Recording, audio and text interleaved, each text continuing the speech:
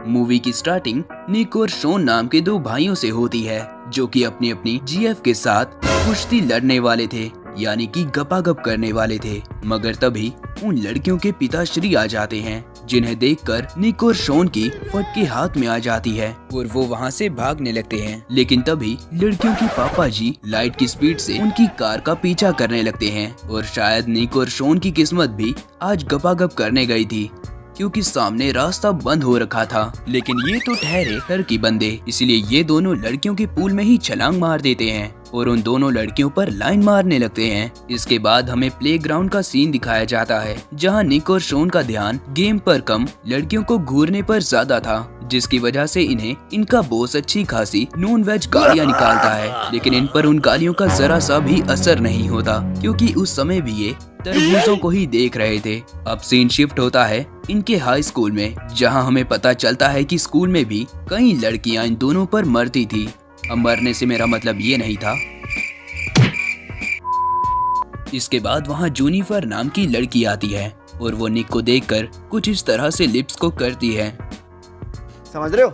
जूनिफर निक को आज रात के बोन फायर में आने के लिए इनवाइट करती है, लेकिन तभी निक और शॉन के कोच अपनी नॉन वेज गालियों के साथ वहां आ जाते हैं और इन दोनों को बताते हैं कि तुम्हें 2 हफ्तों के लिए फुटबॉल कैंप में जाना है। लेकिन ये दोनों वहां जाना नहीं चाहते थे, क्योंकि फिर इन्हें 2 हफ्तों तक बिना लड़कियों के रहना पड़ता। रात होने पर ये दोनों बोन फायर में जाते हैं, लेकिन अब भी ये दोनों उदास थे, क्योंकि ये फुटबॉल कैंप में नहीं जाना चाहते थे। पर तभी ये कुछ लड़कियों को आपस में बात करते हुए सुनते हैं, जो कि चेयर कैंप में जाने वाली थी, और इन्हें पता चलता है कि वहाँ 300 लड़कियां और आएंगी। जिसके बाद ये दोनों डिसाइड करते हैं कि ये भी चेयर लीडर बनेंगे और चेयर कैंप में जाएंगे। लेकिन ये इतना आसान नहीं था, क्योंकि वहाँ जाने के लिए इन्हें चेयर लीडर्स की कैप्टन को मनाना था, जिसका नाम कार्ली था। कार्ली इन दोनों नल्लों की हरकतों से वाकिफ थी, इसीलिए वो उनकी रोमांटिक बातों में नहीं फंसती। अगले दिन हम देखते हैं कि निक और शॉन अपनी बहन का खिलौना पेड़ पर फेंक देते हैं, और जब कार्ली वहाँ से गुजरती है तो ये उस खिलौने को उतार कर हीरो बन जाते हैं। लेकिन कार्ली इनसे बिल्कुल भी इम्प्रेस नहीं होती, पर उसकी सारी सहेलियां निक और शॉन को पसंद करती थी, इसीलिए वो सब अपनी कोच के पास जाती हैं और उन्हें रिक्वेस्ट करती हैं कि वो निक और शॉन को टीम में रख लें। वो मान जाती हैं। कैंप में पहुंचकर इन दोनों नल्लों को ऐसा लग रहा था कि ये मर चुके हैं और इनकी आत्मा स्वर्ग में आ गई है, क्योंकि वहाँ हर तरफ लड़कियां ही लड़कियां थी।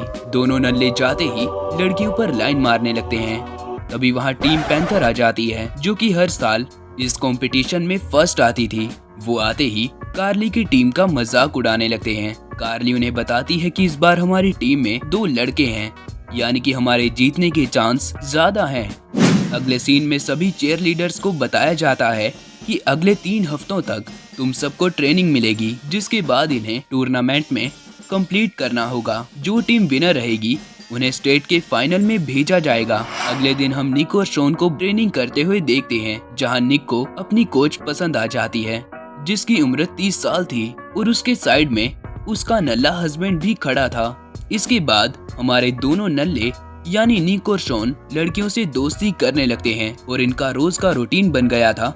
सुबह उठो, किसी नई लड़की के साथ फ्लर्ट करके रात को उसके साथ इंटीमेट हो जाओ। लेकिन इस सब के बाद भी निक अपनी कोच पर लाइन मारता है, लेकिन कोच उसे जरा सा भी भाव नहीं देती और कहकर वहाँ से चली जाती है। अपना काम कर। वहीं कार्ली अब शॉन से इम्प्रेस हो गई थी। वो उसे बताती है कि तुम्हारे आने से हमारी टीम काफी कॉन्फिडेंट फील कर रही है। तभी कार्ली गिरने वाली होती है, मगर हमारा नल्ला हीरो उसे पकड़ लेता है। इसके बाद वहाँ कार्ली का बॉयफ्रेंड विक आ जाता है और कार्ली भागकर उसे किस करने जाती है। इसके बाद ये दोनों डिनर करने चले जाते हैं, लेकिन शॉन को विक से जलन हो रही थी, क्योंकि शॉन अब कार्ली से असली वाला प्यार करने लगा था। यही बात वो सुबह होने पर निक को बताता है, पर वो तो गुस्सा हो गया था, क्योंकि ये दोनों तो यहाँ बस गपागप करने आए थे, लेकिन शॉन को तो प्यार ही हो गया था। उसी रात कार्ली की टीम स्विमिंग करते हुए एंजॉय करती है और बाद में सभी अपने कपड़े पहनकर जाने लगते हैं, लेकिन इन दोनों नल्लों के कपड़े ले जाता है, और इसी वजह से निक और शॉन को बिना कपड़ों के ही अपने प्राइवेट पार्ट को छिपाकर अपने रूम तक जाना पड़ता है। लेकिन रास्ते में इन्हें कोच रोक लेता है और इन्हें चेयर करने के लिए कहता है। अगले दिन टीम पैंथर एक खतरनाक स्टंट कर रही होती है जिसके लिए कोच ने इन्हें मना करा था, पर फिर भी नल्लों का झुंड वो स्टंट करता है और एक एक करके ये सभी गिरने लगते हैं और इनकी लीडर को काफी चोट लगती है। रात होने पर निक और शॉन विक की बातें सुन लेते हैं और उन्हें पता चलता है कि विक कार्ली का इस्तेमाल कर रहा है, इसीलिए वो कार्ली को सब बताने जाता है। मगर निक उसे बोलता है, अबे ओ पोपड़ी के, हमें इस झमेले में पड़ना ही नहीं अरे। मगर हमारा नल्ला हीरो यानी शॉन कार्ली को सब बताने चला जाता है, लेकिन तभी वहाँ विक भी आ जाता है और कार्ली को अपने साथ ले जाता है। सुबह होने पर निक अपनी कोच के साथ फ्लर्ट करने की कोशिश करने लगता है, पर इस बार भी वो उसे भाव नहीं देती, इसीलिए निक इस सब से पक चुका था तो वो वापस जाने के लिए टिकट्स खरीदता है और शॉन से कहता है कि चलो अब हमें यहाँ से जाना चाहिए। लेकिन शॉन इससे इनकार कर देता है क्योंकि वो कार्ली के साथ कुछ और वक्त बिताना चाहता था और उनकी टीम के साथ अंत तक खेलना चाहता था। पर निक उसे अच्छी खासी गालियां निकाल देता है और डिसाइड करता है कि वो शॉन के लिए यहाँ रुकेगा।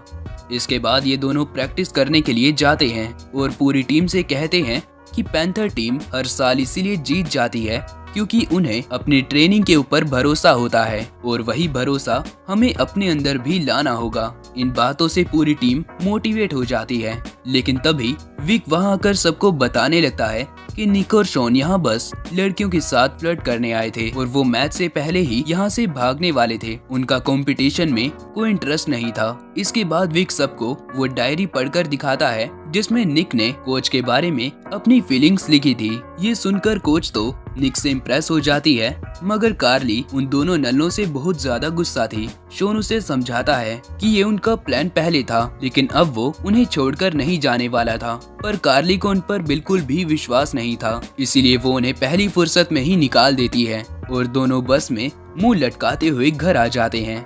लेकिन वो अब अपने आप से नफरत करने लगे थे क्योंकि कार्ली की टीम को उनसे काफी उम्मीदें थी, इसलिए दोनों वापस कैंप जाते हैं और कार्ली को मनाने लगते हैं, पर वो नहीं मानती और एक बार फिर कार्ली की सहेलियां उसे ये कहकर मना लेती हैं कि टीम को उन दोनों की जरूरत है। और अब कंपटीशन का दिन भी आ गया था जहां टीम पैंथर काफी अच्छा प्रदर्शन कर रही थी, जिन्हें देखकर कार्ली की टीम थोड़ा नर्वस हो गई थी। इसके बाद ये सभी परफॉर्म करने जाते हैं। सभी अच्छा कर रहे थे, लेकिन तभी कार्ली विक को देखती है जो कि पैंथर टीम की एक लड़की के साथ गपागप कर रहा था, इसीलिए कार्ली का ध्यान कंपटीशन से हटके विक पर चला जाता है। लेकिन शॉन उसे हिम्मत देता है और कहता है कि इस समय तुम्हें यहाँ ध्यान देना चाहिए, बाद में तुम विक की अच्छे से खबर लेना। एक राउंड खत्म हो जाता है जिसमें कार्ली की टीम अच्छा नहीं कर पा रही थी। अब इनके पास सिर्फ एक चांस था। सेकंड राउंड में सभी डिसाइड करते हैं कि वो वही खतरनाक स्टंट करेंगे जिसे पैंथर टीम नहीं कर पाई थी। ये सभी उस स्टंट को काफी अच्छे से करते हैं, लेकिन शॉन अचानक सामने पानी में गिर जाता है। वो अपना परफॉर्मेंस तो पूरा कर देता है, लेकिन तुरंत ही वो बेहोश हो गया था। आंखें खुलने पर वो अपने सामने कार्ली को देखता है। कार्ली उसे बताती है कि हम जीते नहीं हैं, लेकिन हमारी पोजीशन थर्ड आई है, जो कि पिछले सालों से बहुत अच्छी है। फिर वो उसे किस करती है, पर विक वहां आकर उन्हें रोक देता है। कार्ली उसे साफ साफ बोल देती है कि उसे उसकी असलियत पता चल गई है, इसीलिए वो विक से ब्रेकअप कर लेती है और हमारे नल्ले हीरो शॉन को डेट करने लगती है। अगले सीन में हम निक को देखते हैं जो कि कोच के साथ गपागप कर रहा था, लेकिन तभी वहाँ कोच का पति आ जाता है और वो निक से चेयर करने के लिए बोलता है और ये मूवी यहीं खत्म हो जाती है। आपको ये वीडियो कैसी लगी कमेंट में जरूर बताना और हमारे चैनल को भी सब्सक्राइब करना। मिलते हैं अगली वीडियो में।